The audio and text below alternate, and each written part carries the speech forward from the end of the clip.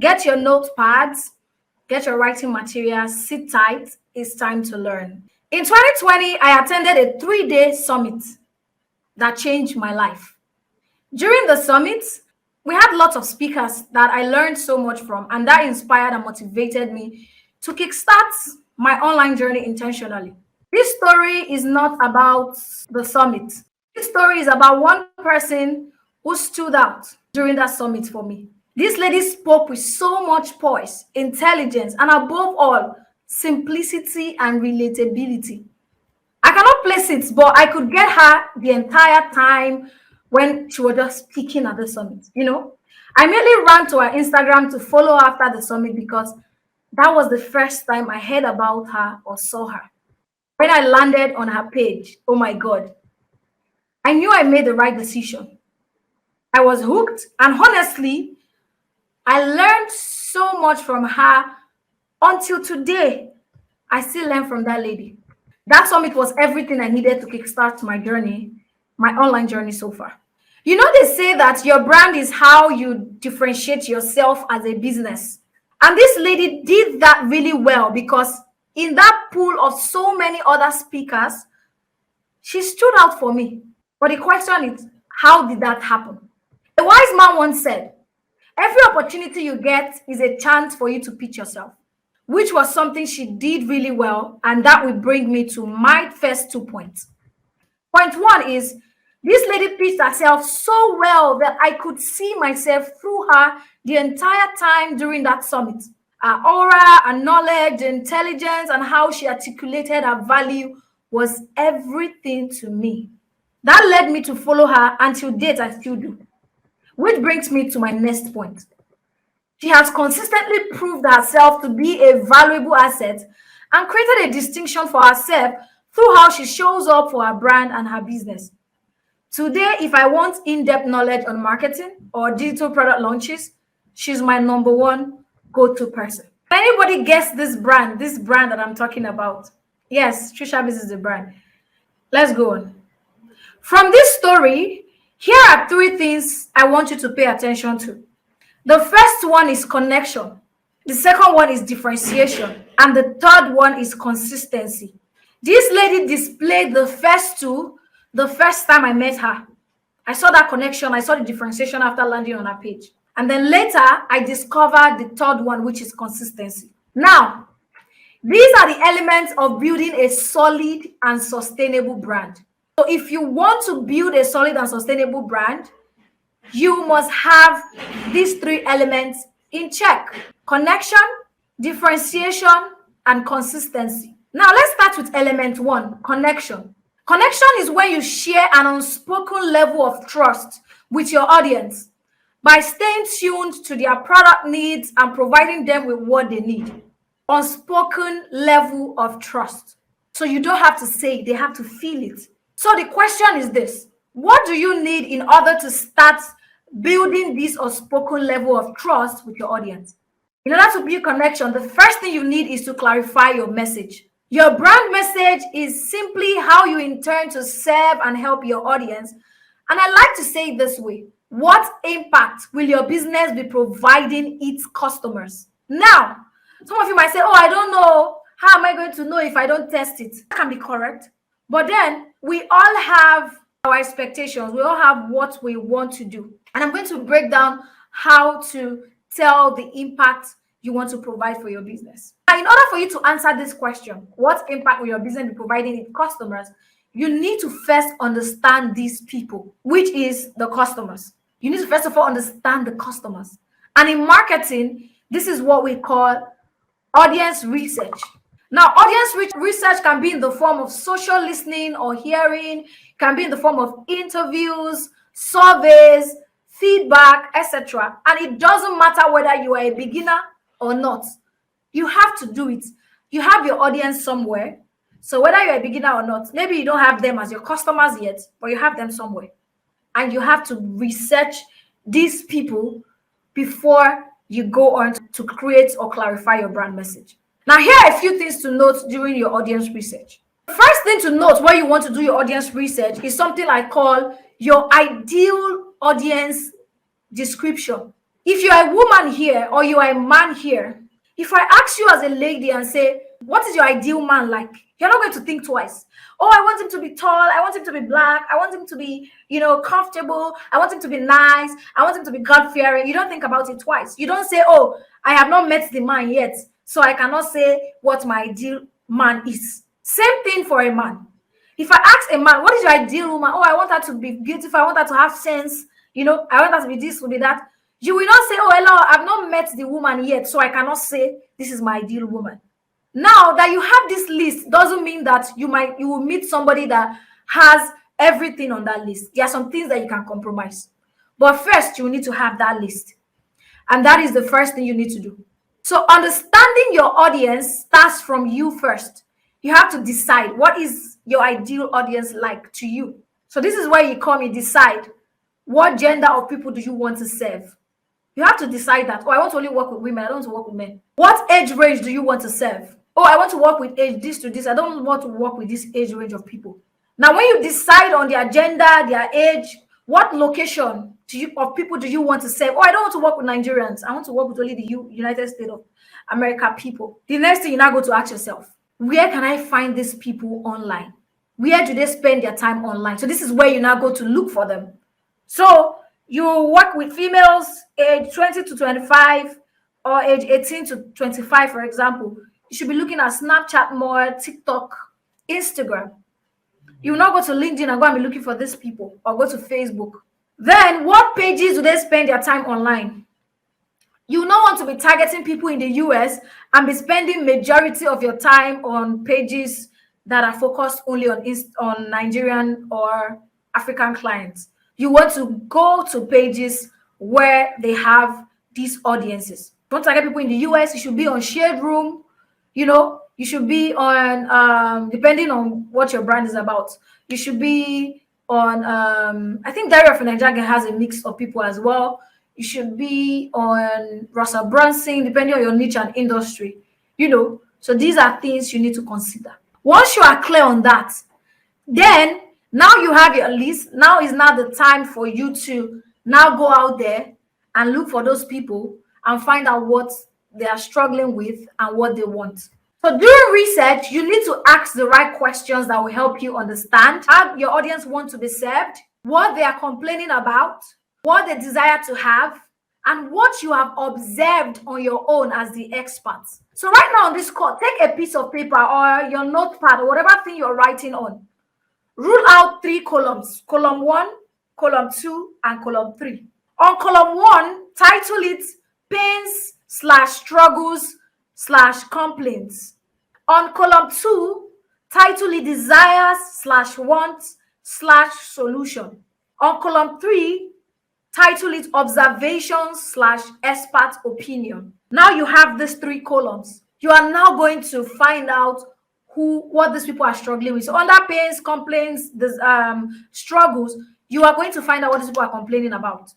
So I told you there are different ways. Social hearing and listening is where you use YouTube comments, social media comments under the platforms where they are spending their time.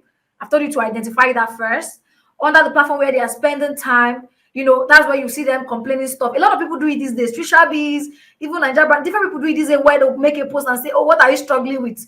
So people now do it every other week. So you can go there and see a lot of complaints that people are having, and you can start noting them down in your notepad or on your document that has pain, struggles, and complaints. Then under desires, wants, and solution, the same thing. Look at what they want, the solution that they're looking for. If you already have existing customers, you can take it a step further and do interviews with your customers.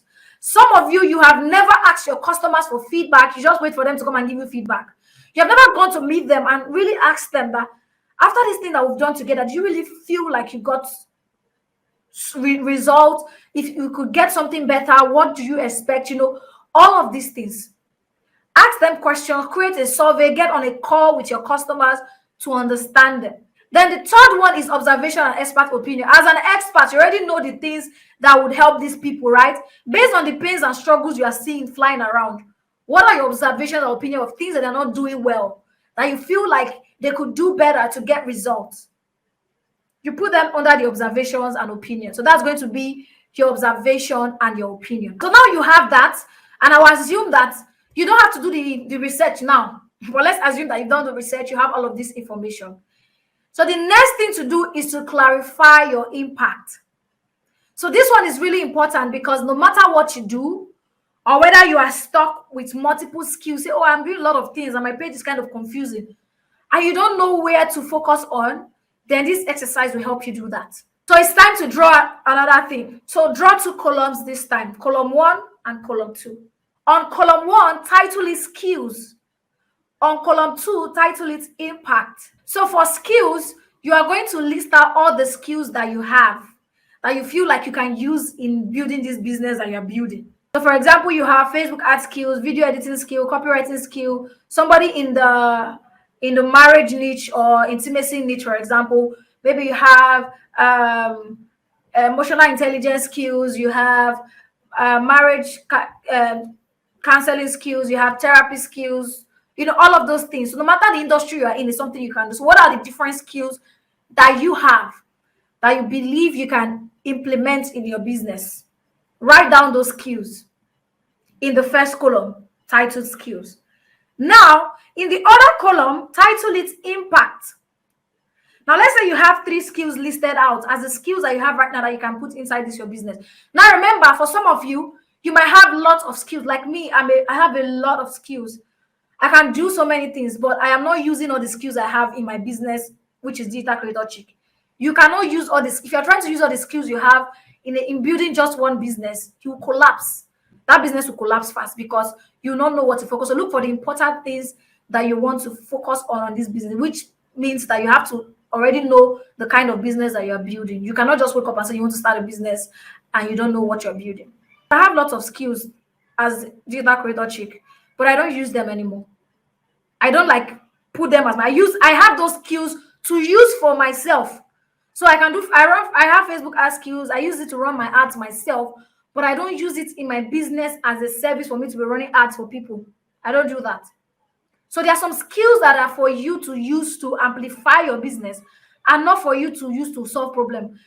To amplify your business, amplify other things you need to do, and not to provide it as a service. But some of you don't know that. But yeah, now you know that. So the skills, let's say you have 3 skills now. Now look at the skills. Let's say you have Facebook ad skills. Then go back to your audience research document, where you have the struggles, the pain point, the complaint, and your observation. Look at it and see what problem is this skill solving for your audience. This skill that you've just written now, what problem is this skill solving for your audience? Once you see it in that audience, in that stuff, if you don't find it in your audience research document, then you've not done your research well. Go back to your drawing board. Once you find those problems your audience are trying to resolve, then you ask yourself, do I have the capacity to solve this problem with this skill that I have? If you say yes, I have the capacity, to what extent can I do this? There's some people who are beginner Facebook ads. Like, the major thing they can do is solve ads problem. Why there's some people, they can really, they can run ads with thousands of money. So people, they've never run ads before with like $1 million. Maybe that's not the level you are. So if you want to be running ads for people, you'll be saying you're running ads for small business. You cannot say you're running ads for corporate entities who want to break, maybe you're not there yet. So that is why you need to ask yourself, this skill that I have, Facebook ad skills, does it solve a problem for my audience? To what capacity can I solve this problem? And, once you have that, you turn it into an impact, a simple sentence. How does this skill solve a problem for my audience? So, for example, that Facebook ad skills, maybe my audience has been complaining. You will not say this from top of your, you have to do your research, but let me say this from top of my, assuming I've done the research. So I'll say, okay, from the Facebook ad, my audience are complaining a lot about lead generation and sales, but my strong power is on lead generation. I've not really done ads that really brought sales, but I've done ads that brought in leads for people. So you could say the impact in front of the Facebook ads, you write on in front under the impact, right? I am able to help people generate quality leads for their business. That is the impact of the Facebook ad skills that I have, to generate quality leads. Then let's say that your second skill is copywriting, right? And then you look at the complaint again and you see what you've done with what they are looking the same way. And then you are able to see that, oh, my copywriting skills is able to convince people, to take action. Is able to build this conviction in people to drive specific action on the pages that I write, on the businesses that I write these copies for. Then you write it there. Then the third, or maybe it's video editing skills. And your audience problem is that, oh, they want to be able to build trust with videos, right? And then you ask yourself, how can you help them solve it based on the capacity? Are you just able to edit videos, or can you also come up with video scripts for them? You see how this is different though? There's some people, they can only edit videos, create the videos, but they cannot come up with the script to make it bank. Some people don't have that skill yet, and it's not a bad thing. But if you don't have it yet, stick to what you know now. You can always upgrade. So to what capacity do you have this? So my view, okay, I can also help people create videos that help them build trust with their audience. You write it. My video skills helps. I can use my video skills to help my audience build trust and connect with their audience. You write it there. So those are the different impacts. Now, the final thing you're going to do, right? The final thing you're now going to do, now that you have this, you have the skills and the impact, you're not going to look at the impact that you have. Forget the skill now. Now forget the skill. Look at the impact that you have and see how you can find a common ground. Look at the impact that you have and see how you can find a common ground, right? So this common ground is going to be your single impact as a business, but you do them through your different skills. So you combine everything, find a way to turn it into one sentence. So remember, for Facebook ad skills, it's focused on lead generation, to help people generate quality leads for their webinars, right? I help people generate quality lead for their webinars through my Facebook ad skills. Through my copywriting skills, I help people drive registration to their webinars and buy their products. Through my video editing skills, I can help you create trust and connection with your audience so that they can believe what you're doing. Now turn that into one impact. You can use the formula.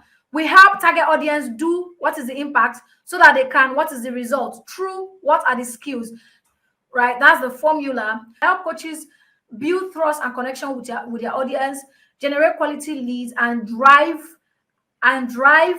sign-ups for their webinars through my Facebook ads, video editing, and copywriting. You see how you've been able to combine 3 unrelated skills together because you're focusing on the impact, not on the skills. Now, when you want to start creating content on your page this way, you not only be focusing on Facebook, you not be talking about Facebook ad today, talking about video today, talking about copywriting today. You'll be creating content based on the impact that you provide, which is building connection and trust, driving sales for their registration, lead generation, driving traffic for their stuff, which is lead generation, and driving sales or registration for it, which is adoption, right? So if you want to now create content, you're not creating content based on the skills that you have, which will not make you all over the place. Today you're talking about Facebook, tomorrow you're talking about videos, tomorrow, you're not focusing it on the impact. What your audience wants, they want leads, they want people to sign up, they want these sign-ups to convert to sales, they want people to build connection, and you have video editing, Facebook ad, and copywriting skills to help them achieve this. That is what your content will be focusing on. So now let's move on. Now you have that, you have clarified your brand message. The next thing is to clarify your offers. Now you have clarity on what your business brings to the table. You know what your business. The next thing is to create different solutions you can help your audience with to solve their problems. And this is a simple formula you can use. Understand your different audience categories based on their pain points and create products for each category. If you are new, you can start by creating one product for each category, and as you grow, you can add more things. What do I mean? Before I say that, yesterday Joseph Don was saying that as you are creating content that are showing up, be selling simultaneously, it doesn't matter whether you're new or you're old. Remember, Joseph Don said that. This is where that comes into play. Why many of you don't know how to sell? Because you're not using the excuse of, oh, I'm new, nobody will buy from me. It's because you don't have clarity of your message, you don't have clarity of your offers, so you don't even know how to even chip in the selling. So you just excuse yourself and say, I'm new, later I will sell, let me just be giving free value until they trust me. But sorry, be there. But yeah, so how do you clarify your offer? Create your different audience categories based on their pain points and create a product for each of them. So now, this brings us to a very important thing that you guys need to know.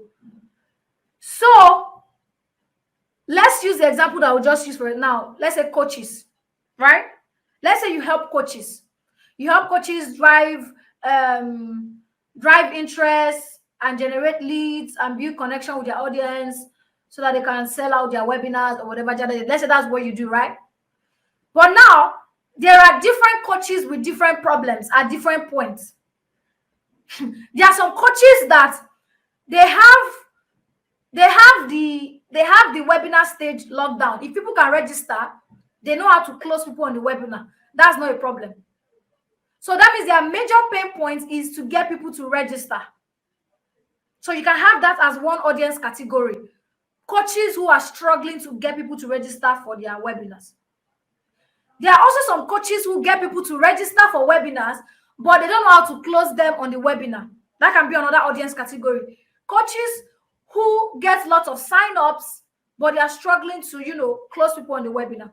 Where there's a category where the ones that don't even know how to get people in or even do the webinar at all. That one, they're bobo. They want to start. They don't know where to start. They don't know how to do it. That's another audience category. Now, look at this different audience category. You see that their problem is different. Even though the entire end goal is the same end goal of getting sales, people to sign up in their webinar, they are having different problems at different points. So you create products for them at these different levels, at these different points. That's how you start creating products. Let me use somebody else that serves maybe coaches and product businesses. Let's say you serve coaches and product businesses, and your job is you help them run ads that drive sales and visibility for coaches and product businesses. If you want to create products for these people, you can create a general product that serves both coaches and product businesses, but usually, most times, it's always very everywhere, all over the place, right? But then you can decide to say, okay, this specific product, so this product is going to be for coaches who are struggling to, bring in leads for their businesses, or coaches who are struggling to get people to buy when they run their ads. Or you can say this product is for business owners, right? Business owners who don't know how to run ads but want to learn, at different levels. Now, I'll give you an example of myself. I have different audience segments in my own business. So I serve service providers, freelancers. They are all the same category. People who provide services. If you do something digitally, those are the people I serve. I don't serve people who sell physical products at the time, right? But I have different audience segments and different audience category. I have those people who want to create an online course. Their problem is they want to create an online course and be able to monetize their knowledge. That is their category number one. So I have a product for that, which is CLB, Course Launch Blueprint. I have the other audience category who their own is they are confused. They have multiple talents. They don't know how to start. They don't know how to start selling. They don't know how to monetize their brand. They're always attracting freeloaders. They don't know how to bring people to pay them for their worth. I have that category of people, and I have a product for them. It is the Grow Challenge. And then my one-to-one offer as well, which is my Clutter to Clarity session, which is my one-to-one offer. So I have that product in form of a one-to-one offer and in form of a challenge. Then there are also the people who feel like, oh, I don't know how to communicate with my audience. I don't know how to write sales page copies. I just want to do this myself, to be able to build funnels myself, to be able to sell my digital products, to be able to sell my skills. I don't know how to sell this thing on automation. I have a product for them that is called the Sales Page Mini Course.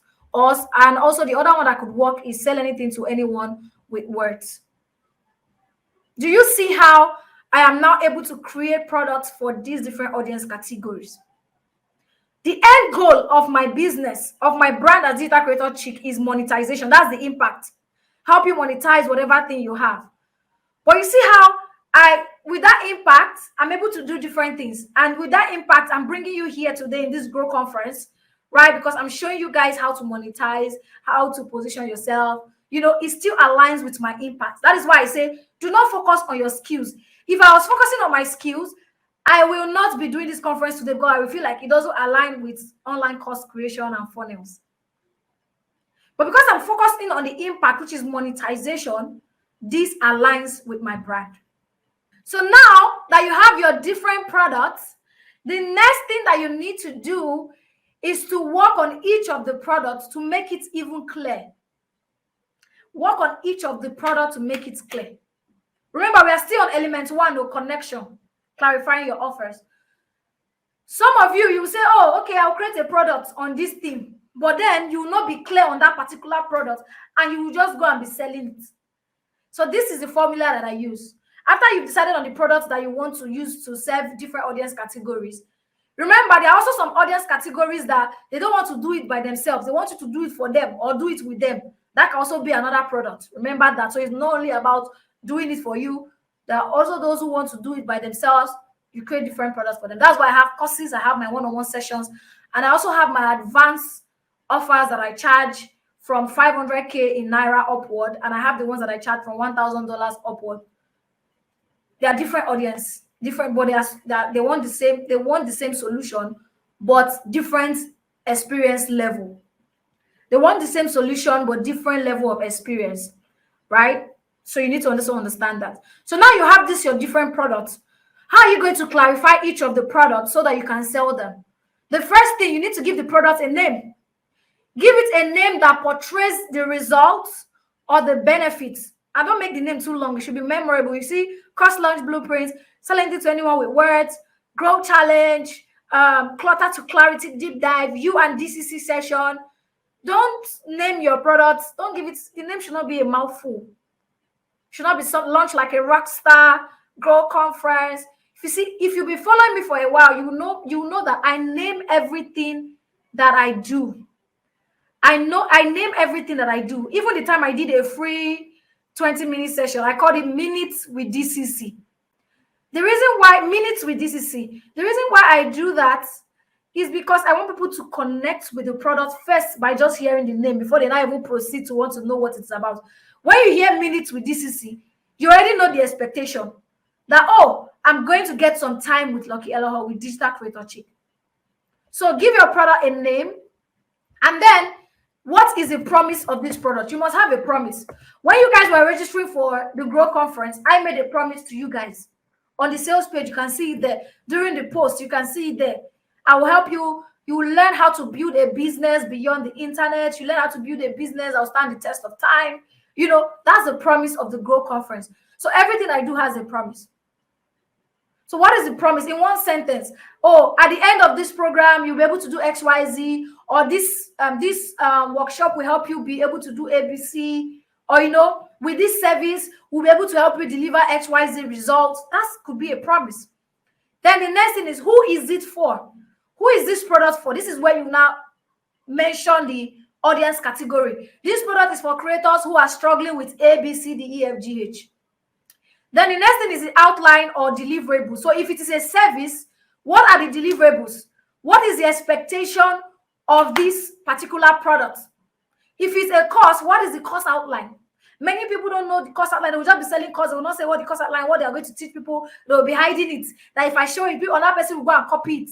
Let another person copy it. They will not teach it the way you will teach it. Show the course outline, show the deliverables, because people want to know that this is what I'm investing my money in.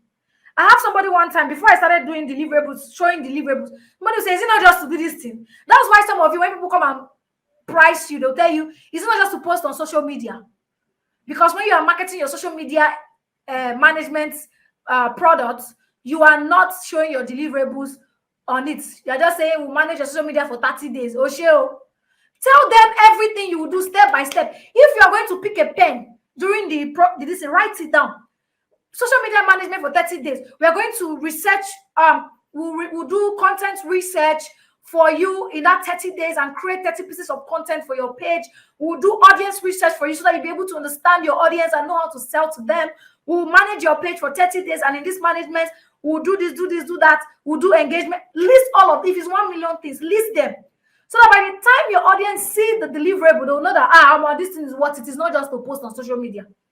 Even yourself, you'll be able to charge with your full chest, and you'll be able to charge your worth for the value. That's why you need to write your deliverables and your cost outline out. Now, the next thing is the benefits. I know you've written the value, the outline deliverables. What is the emotional benefit of this product to your customer? This, when it comes to when they buy this product, how does it affect their life? How does it affect their businesses? Write 1 to 5 benefits. Then the next thing is, why is this product different from everybody else out there? So this is where you focus on your values, your brand impact and personality. All right.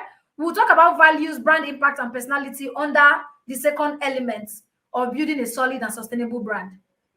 Right? So why is this thing different from everybody else out there? Because the truth is, you're not the only one who has a product that is solving this problem. So why is your own product different? Oh, it is different because it's practical and implementation. You do this because it's this, what exactly? And then the last thing there is, what process are you taking them through to achieve this transformation? Let them see the process. So, for example, what process are you taking them through to achieve this transformation is, immediately after you pay for this service, you are going to be redirected to fill a form. And after this form, we'll schedule a call. We'll get on the call and we'll have the discovery call. After that, we'll start working together for a period of 4 weeks. Write the duration there for a period of 4 weeks. And after 4 weeks, I'll deliver blah, blah, blah, blah. What are the processes that you take them to achieve this transformation? Now, when people see all of these things, they tend to value the perceived value of your product automatically increases. And that's how, number 2, you also be able to sell yourself confidently. And number 3, you'll be able to monetize. So that is why it is important to not just have the product and offers. You need to be able to use this formula: the product name, the promise, who is it for, outline and deliverables, the benefits, why is it different, and what process are you taking them through to achieve this transformation. So the third thing under connection is stories. So under here, now you have your product you want to sell. You have your brand message. Everything is intact. The next thing is story. You need to identify stories about yourself or your customers or your surroundings. Some of you think, oh, I don't have customers, I don't have story to tell. You have your own personal story that led to business. You have stories around your story, maybe a movie that you watched or something that happened in your area. How can you tie it that aligns with your brand impact that you can share? That are the things you now align under stories. All right. So that is for the first element, connection. Clarify your message, clarify your offer, and identify your stories. So let's move to element 2, differentiation. We've talked about connection. So by the time you have your brand message properly clarified and your offers and your stories identified, guys, you will be able to connect with your audience. You'll be able to build that connection. But we'll get to how you will start implementing them as we go on. So now let's go to differentiation. Differentiation is that thing that sets you apart from everybody else. Differentiation comes from looking inward at who you are and working it outward. A lot of people think, oh, being different is looking at what people, just by looking at what people are doing and see how you can do it differently. That's one part of it. The first and major part starts from you. Looking inside you. Competitive analysis just comes for you to know, okay, I'm on track. Okay, this person is already doing this thing. Okay, so I can just do a little tweak and just not sound like them or look like a copy. That's what competitive analysis is for. But the major thing comes from looking inward, looking at yourself.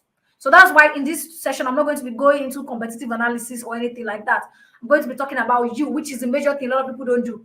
So many of you are very good at monitoring your competitors, looking at what they are doing, but you are very bad at looking at yourself. You are very bad at looking at your own self, looking inside. You don't see yourself. You only see your competition. And that's why we're going to be talking about you today. Okay, so let's go on to differentiation. So what are the things that makes differentiation possible? What are those things? Number 1 is your values. Your values are the things that make differentiation possible. All right?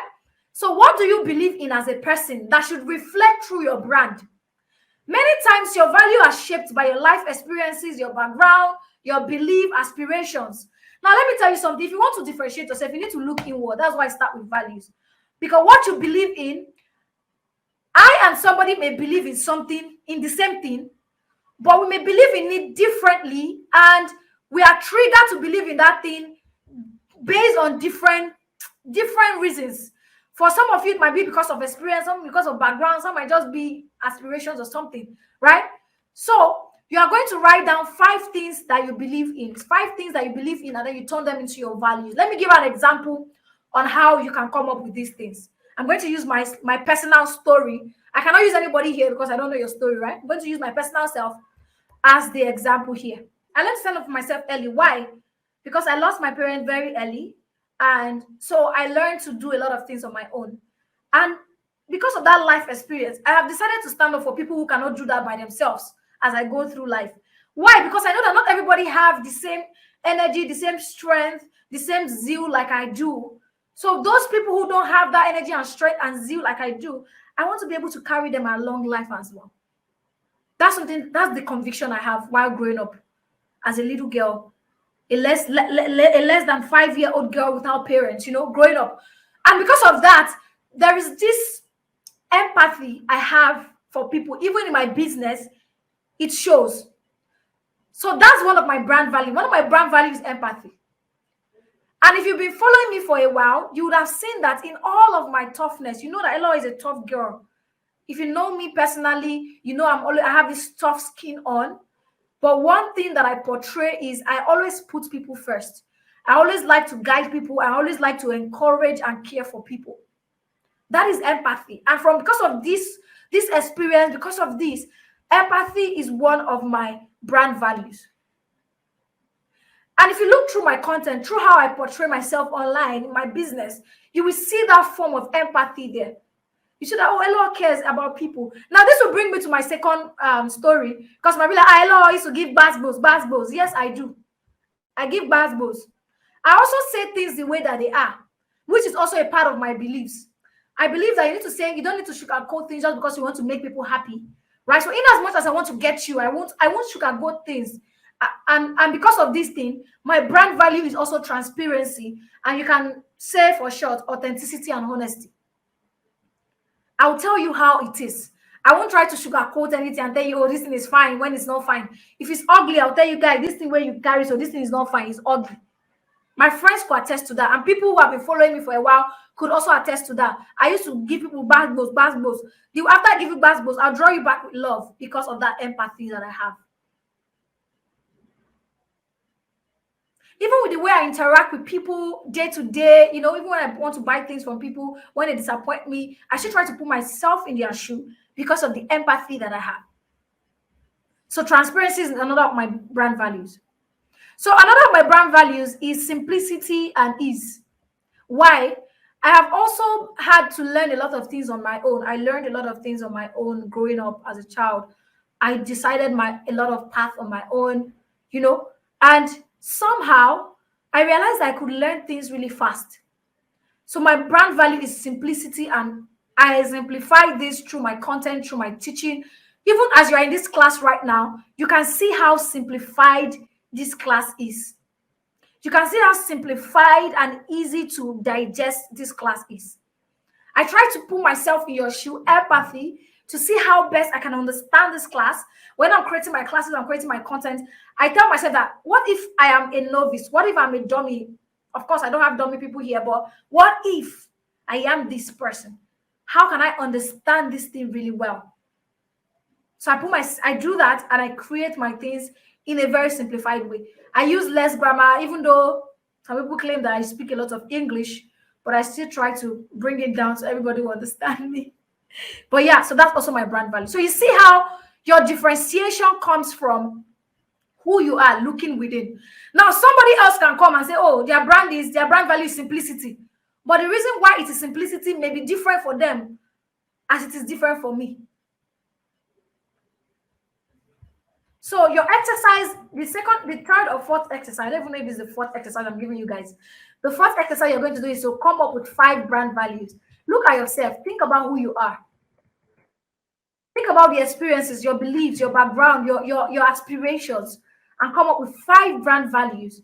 5 things that you believe in that can be a building block for your brand. If you even look at big brands, Netflix, if you look at Facebook, big brands, these brands, even if they are not being run per se 100% by their founders, they are being guided by the values of these founders. Notice when Twitter changed hands, That is why when you see that if companies change hands, if they change leaders, a lot of things change in the company, from how they treat their employees to how they treat their customers changes. Notice when Twitter changed hands from Jack to Elon Musk, a lot of things changed because the new person that comes in, his values must show through. He must reflect through that business. There's no way. There's no two ways about it. So if you're seeing Netflix today, you like how the brand is, how they portray themselves, there is an element of the values of the founder of that brand in that business, in that brand. So differentiation is about you. Differentiation, if you want to differentiate yourself and stand out and not be like anybody else, it comes from you. Now, the next thing is your personality. Some of you are funny, you are goofy, some of you are, in nature, you are just caring. You have this carefree nature. Just name it. So personality, to be able to find your personality, you may want to study the 12 archetypes. So after this session, go and Google the 12 archetypes. I'm not going to be going into that because we don't have that time. All right, my session will soon be up. I'm also trying to keep the time, right? So you go to Google and Google the 12 archetypes and read about them. I'll just give you an overview of what it is. So these archetypes are business personalities every business portrays. We have different 12 types of archetypes. And if you look at, let me use Netflix as another example. Netflix, they position themselves as jesters. What does a jester mean? Jester is a brand that believes in humor. Right? They like to use humor to portray their message. If you follow Netflix on Twitter, you will know that they do this a lot. If you comment on Twitter, for example, maybe tag Netflix, say, Netflix, why is my Netflix not opening and my subscription is not expired? The first thing that Netflix will tell you will be, is like your village people are following you. That's why your subscription, your Netflix is not opening up, even though your subscription has not expired. Now, after that, maybe they will now proceed to solve your problem. But if you go to brands, if you tag brands like UBA, other brands, they will tell you, thank you for contacting UBA. We are so sorry you're experiencing this. Please send us a DM. UBA cannot tell you that your village people is following you. That's why you're not seeing your money in your account. Are they mad? Now, your personality can also be determined by the kind of brand you want to build and the industry that you are in. Netflix can easily choose humor because they are in the entertainment industry. UBA Bank cannot choose humor because you are really be telling me my village people when I'm talking about money. Talking about my hard-earned money, you're telling me it's my village people that are moving from my bank. So yeah, you also need to now think about your industry, think about the kind of brand that you want to build, right? And also think about your values. How does this personality reflect your value as a person, as a brand? How does this reflect it? And you'll be able to come up with a value for yourself. Yes. Yeah, okay. Jessica Prime just posted some of the archetype, right? There's a ruler, there's creator, there's lover, there's hero, there's jester, there's sage, there's magician, there is the outlaw. 12 of them like that. So if you are reading through them, if you Google it, you see the definition and how you can. As you are reading through the definition, you will know if it's you. If you are a hero, if you are a ruler, you will know from your character, from who you are, from what you're trying to build and paint your brand as. You'll be able to tell that. So go and read it and decide. And after you read it, also Google the archetype quiz. Archetype quiz. You might also want to take the quiz. Yeah, there will be 1,000,001 quiz online, so you can check for the one that that's good, and you can take the quiz as well to also help you determine your archetype, right? So most businesses have 2 to 3 archetypes, with one being the primary and dominant, and the others being the secondary, right? So this will help you understand how to differentiate yourself as a person, how to create content. That's why some brands don't focus more on humor kind of content, because their primary archetype is not a jester. For me, you will see me create less of humor because that's not really part of my archetype. If I just want to do humor, it's just to have fun to it, right? My major archetype, my primary archetype is a sage. right? And then the other ones that I am, another one that I am is a magician, right? So if you go through my content, and I'm also kind of seeing that I have this caregiver kind of spirit, and being I want it to be part of my archetype, you know. So if you look at the meaning of these three things and you go to my page, see what I've been doing as a person, you will see it will be exemplified in my content, how I speak, how I show up, and all of these things should tie to your brand values as well, right? So when you read about the archetype, you can also check the quiz online to find out which one you belong to, right? Most times your personality is not far from your values or what you believe in or the experiences you believe, right? So let me share you guys one thing. While I was growing up, I used to spend my stipend to buy chalks, to buy books, and gather children in my neighborhood to teach them. I loved it so much. I found so much joy in it.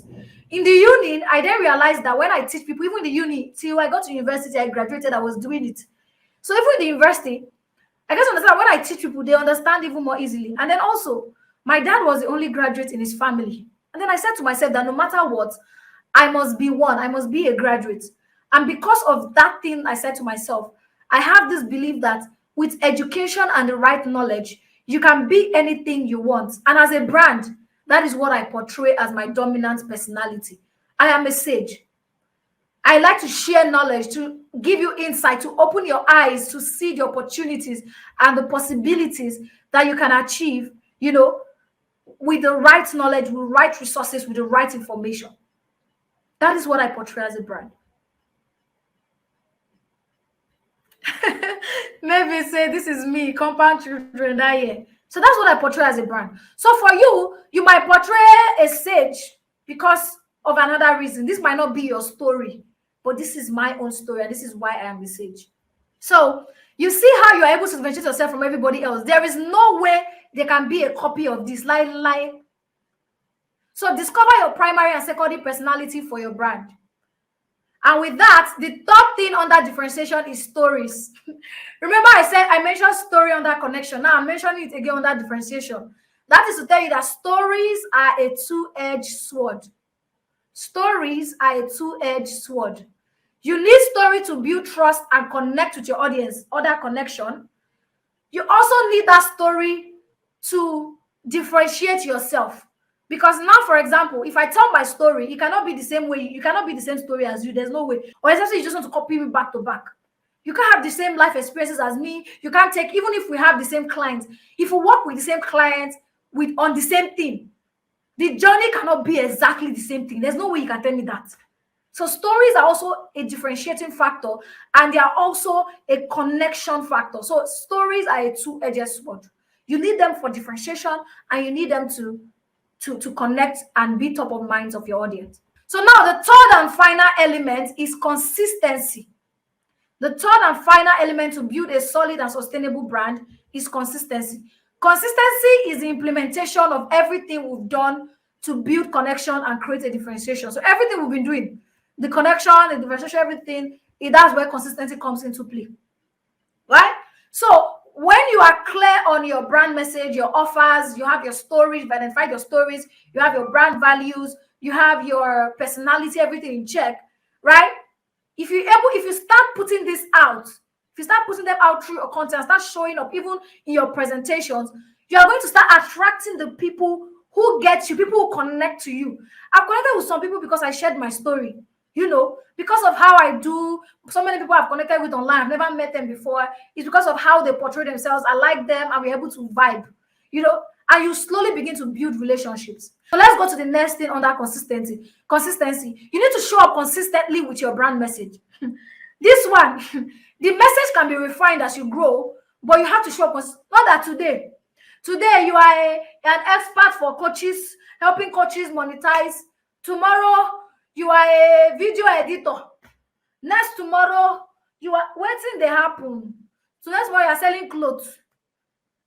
You're not consistent. Remember the brand, the story I told at the beginning, which is Trisha Biz. Why I have consistently buy from. If Trisha Biz sells anything today and I can afford it and it's something that I need, I'm going for it. I won't even think twice. Aside that she has that knowledge, she has all of those things, she has consistently proved herself. Like she has consistently showed up, said that, so for somebody to be showing up consistently for that many years, it means that this person knows something that I don't know. I have to go and learn from them. There are businesses that I was learning from in 2020. Today, they are no longer here. If those people come up again and say they want to sell something, I will not buy from them because you've not been here since after that 2020 and they just went low on a low. I've not been hearing from them. Maybe I've not even been seeing them growing. I will not want to buy from them. I'll feel like I have outgrown that. It's not pride, but everybody outgrows certain things. So when you consistently show up, consistently amplify your message, and then you refine the message. You don't keep your message in one place. You refine it as you grow. That's how you keep getting people following you. I have also refined my message over time. I used to run ads for I started with Facebook. I'm running ads for creators and digital product people, helping them to use ads to make sales, to sell their digital products. Now I moved from ads and then I have amplified my message to be, it's still the same, helping them sell their digital products. But now I am not focusing on the strategy and the marketing tactics and everything they need to sell their digital product, but I don't do the ads. You see how I have amplified message because I have grown past that thing and I feel like this is what I want to do. So you can amplify your message, you can refine your message as you grow, but do not jump from this one to this one. Everywhere you did, everywhere I go, MTN, hello, everywhere you go, you are there. Yes, do not do that. So once you're able to have all of this in place, it will show in your content. Your personality will show your content. Your values will show your content. Your brand impact will show in your content. It will show in your bio. Everything you do comes in, but they are all going to be a reflection of element 1 and element 2, which is connection and differentiation. And then the final thing under consistency is stay true to your personality and your values. There are some trends online that you will see. You want to quickly jump on them. Be very careful on the trends that you jump on. And Joseph, don't mention this yesterday. Be very careful on the trends that you jump on. Because when you know your personality, always ask yourself, does this align with my personality? Does it align with the values, with what I'm trying to build, right? When you know your personality and your values, you will always know when to stop. You know what not to do because it doesn't represent who you are or who you are trying to portray your brand as. Remember, people say that personal branding is what people say about you when you are not in the room, which is very correct. But this is what I say. Personal branding is what you put in people's mind to say about you when you are not in the room. So whatever thing people say about you is what you put in their mind, based on how you've decided to show up, based on the things you do, based on things you involve yourself in, but based on how you deliver on your services. So personal branding is not just what people say about you when you're not in the room. It is what you put in people's minds to say about your brand when you are not in the room. That is what I believe personal branding is. And that is the essence of building a solid and sustainable brand. Getting people to say and perceive your brand how it should be perceived, and not having them think the opposite of what you are building. So as a recap, in order to build and position a solid and sustainable brand, you need 3 elements: connections, differentiation, and consistency. And I've broken them down during this session. And here's my final note to you before I end the session. Yesterday, I asked this question: if your business was an animal, what will it be and why? 2 people chose lion, another 2 people chose parrots. But guess what? They all said their why differently. And that is as a result of who they are, what they believe in, or what they are trying to build as a brand. One of them say, I'm a lion because the lion dominates. Another one say, my business is a lion because it possesses authority. You see how they say they chose lion, but different meaning. At the beginning of the session as well, some people chose blue, and all of the definition of blue was different based on what everybody was saying. Another person, when the parrot person said, oh, my business will be a parrot because it tells everyone about a product offering. Another one said, my business will be a parrot because I keep singing the praise of what I do to benefit other businesses in their different languages. Now, different people will connect to you differently. Person 1 may see the first parrot definition and be like, oh, I think I like this one better. Let me work with this person. Person 2 may see the second parrot and say, oh, I think I connect with this one more. Let me work with this person. That's how it is. That's how your brand, that's how you build a solid and sustainable brand. So no 2 businesses can be exactly the same, even if they are selling the same thing, except one is a copy of the other. Don't you think so? That is why you need to channel all of it from your inside out and not outside in, because you cannot give what you do not have. So it starts from within, inside out, not outside in. And this is the reason why I created the Grow Challenge. The Grow Challenge is a 14 days practical and ruthless implementation challenge. to help you find yourself, define and position your brand, clarify your message and offers so that you can monetize, sell yourself confidently, and show up differently and consistently. Whether you are building as a creator, a service provider, a freelancer, a coach, or agency, this is what you need first before anything else. When you have this in place, the confusion about content creation, monetization, showing up, and even having multi skills will be fixed. And the next cohort for the Grow Challenge will be starting in October. And you can join the wait list by using the link in the comments right now, or you can visit bit.ly/the Grow Challenge. When you go to that page, you're going to see a breakdown of everything you will get once you land there. Fill out the form and you will hear from me on how to proceed with payment. Plus, when you fill the form, you get a discount when the registration opens. I must also say that this session is just a peep into what we'll be doing for those 14 days. So if you've learned a lot from this session, if you've gained so much from today's session, imagine what those 14 days would look like. Just imagine what the 14 days challenge will look like. We are going to be going deep dive into it. I'm going to do the implementation with you, the practical sessions.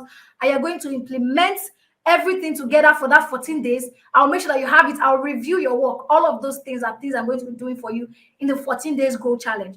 So you may want to join the cohort. If you want to join the cohort coming up in October, click that link and go join the wait list. Don't waste any time. Whether you have multiple talents, you don't know how to attract people who pay you, you're only attracting freeloaders, you've never sold or you're paid before, you don't know how to sell yourself confidently, you always feel salesy what you want to sell, you should join the Grow Challenge. All right, so I hope to see you guys inside.